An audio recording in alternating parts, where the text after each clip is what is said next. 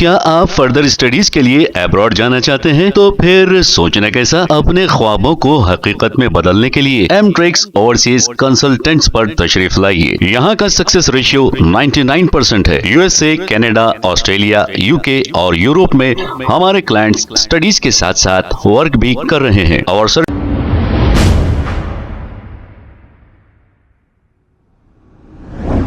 अस्सलाम वालेकुम नाजरीन, 7H न्यूज सच को रखे आपके आगे। नाजरीन, कहाँ है एमएलसी आमिर अली खान साहब? अब गरीब लोगों को घर से बेघर किया जा रहा है। अब ये कांग्रेस के एमएलसी बने हैं, अपना ओहदा लेकर शायद ये अपने काम देख रहे हैं, लेकिन गरीबों की मदद करना चाहिए।